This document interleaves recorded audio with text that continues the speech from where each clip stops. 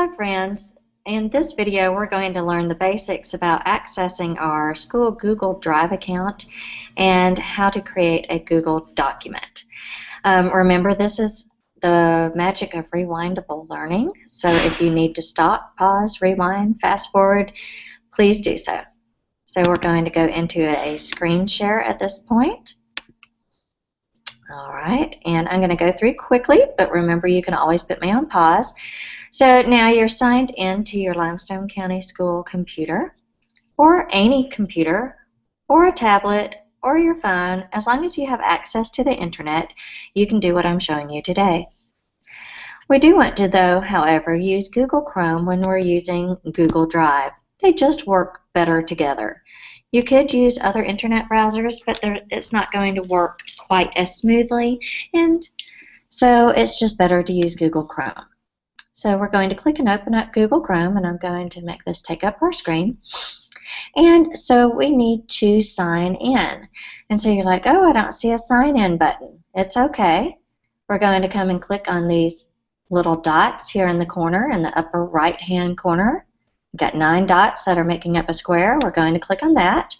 And we're wanting to work inside of Google Drive at this time. So right here, we'll click on Google Drive. Now it wants us to sign in, which is perfectly fine. So your sign in is, remember, your first name dot last name at lcsk12.org. Then your password is whatever you changed your password to. Students, when you have free time this afternoon, 2 things you need to go online and vote for Elkmont High School as Team of the Week on wavetv.com, and vote for Bailey Young at highschoolsports.alabama.com. Oh, you gotta love school. Okay, so I hope you fast forwarded through that point, through the announcement. And so now your password's going to be whatever you changed your password to. I suggested that your password be whatever you use to log into your computer with at school. So hopefully you've remembered your password. We'll type it in and then click the sign in button. This takes us into our Google Drive with all the documents that we have. Of course, yours might be completely empty if you haven't put any documents in yours yet. I use mine a lot, so I have a lot of documents in there. So, how do we create a Google document, and what is a Google document? To create a Google document, we're just going to go over here to the left-hand side and click on this red Create button. Okay? And then we're going to click on Document. This takes us into Google Document. So let's click on that and see what it looks like. So as you can see right here, this looks very familiar, very similar to Microsoft Word. So the first thing you might want to do is up here in the upper left-hand corner, it says Untitled Document. If we click on that word, we can change the name of that document. So what we could do is type in Google Document Tutorial, because that's what's happening right now, just a little tutorial about Google Documents. So we could come in here and we could type I love teaching at Elkmont High School, which is absolutely true. Alright, so we can continue typing, doing all the things we normally would do if we were using Microsoft Office. If we want to bold something, we just make sure to highlight that, and here's the bold. We can take the bold off. We can italicize, we can underline, or we can even change the color. And notice, though, for each one of those things, I had to have whatever I was changing highlighted. Okay. I can also center. I can align. So if I wanted this sentence to be centered, I could do that. Or if I wanted it to be right justified. Or if I wanted it to be, if it was a longer paragraph, I could have it justified that way. All right. You can also highlight. Remember, before you make any changes, you need to highlight. And you can change the size And you can also come over and change the fonts. And I love Google because they have lots of free fonts for you. So if you want to get super fancy, you can come in here and go all the way down to the bottom where it says More Fonts. And you can actually come in and find lots of other fonts that you might not have already. That's how I've got a lot of mine, is coming in here and finding new fonts that maybe I didn't have before, but maybe that I want. Like, I like that Special Elite, so I'm going to click on it and say OK. And now I have Special Elite listed within my fonts for me to be able to use. So just that easy. If I make a mistake on something, no worries, I can undo, or if I want it back, I can put it back in. You also have up here, if I wanted this to be numbered, I can click on the numbers. There's also a drop-down box, so if I want things numbered in a particular way, I can have those choices. If I decide I don't want numbers, I want bullets, I can use that too. And again, you have different methods of bullets here. You have your indentations, if you need to change those. All the same things that you would normally have. So let's just go through and look at this. We have File.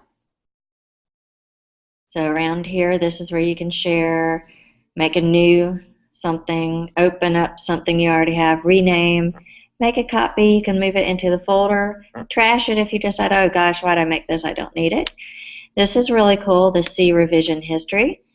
And come down to the bottom and click Show More Detailed Revisions, and you can see actually every single revision that you made, and what time you made it, and what day you made it. So you can always get all those revisions back. Okay. Still in File, we can download it. So if somebody just has to have it in a PDF format, you can download it as a PDF. You can publish to the web. You can email collaborators, email as an attachment, and so forth. All right, edit. Again, basically undo, redo, select all, or find and replace. View. You can see it in different views. Inserting different things into your document. Formatting, different types of formatting. Tools, so if you want spelling, research, definition, word count. If you want to translate this document into a different language, you can translate the document into a different language. So if I wanted this translated into traditional Chinese, I can click and it's going to open up a new document for me, and now it is translated into Chinese. And notice now it's saying it's a translated copy. So I have my original copy still, and I have my translated copy I can send home with my students. All right, and so now that was under Tools. You can insert tables if you need to, and then there's add-ons, but I wouldn't mess with that yet. That's more advanced, and there's always a help that's usually helpful. Now notice this blue button in the top right-hand corner says Share. Notice when I hover over it, it says that this document is private to only me. Well, everything you make in Google is private until you make it not private. So if you want someone else to be able to see this document, you'll have to click on the blue Share button. And then see where it says Private, you'll need to click Change. If you were to grab this URL up here and send it out to someone, they would not be able to see the document because you have not changed the privacy setting as of yet. So we're going to click on the Change button. We'll click on anyone with the link. I'm recording. All right, you can click on anyone with the link, and notice you have some choices here. They can view it. That means they can just look at it, but they can't make any changes to your document. They can comment, which means they can only make comments, or if you want them to be able to actually write on your document, can edit. I'm going to just say can view. I'd click Save. Teachers, Mr. Garris asked me to remind you, if you have trash from eating lunch in your room, just leave it outside your door and the custodians will pick it up when we're gone. Thanks. So now that you have changed this to not be private, you can now copy that URL and send that out to someone else. Another thing that you can do is you can keep that document private, but, so now it's back to private, but you could share it with certain people. So if I wanted to share this with Mr. Garris, I could type in his email address, and then again I can say, I can give him editing rights, or I can let him just view it. And so once I've done that, then I can just click send. It'll notify them by email. I can even add a message in there and say, this is just a demo document. Okay, and then that way he'll know, oh, I can just throw that away. It's a demo document. And then I'd click send. I'm going to click cancel because I don't want to clutter up his email. So that is your basics. Now, I haven't said anything about saving because with Google you don't have to save. You just exit out and there's those documents. Even though we didn't save, they're right there in your Google Drive. So remember, you can pause, rewind, go back, and walk through it. But if you have any questions, you know where to find me, and I'll be more than happy to work with you one-on-one. Hope that this was helpful. Thank you.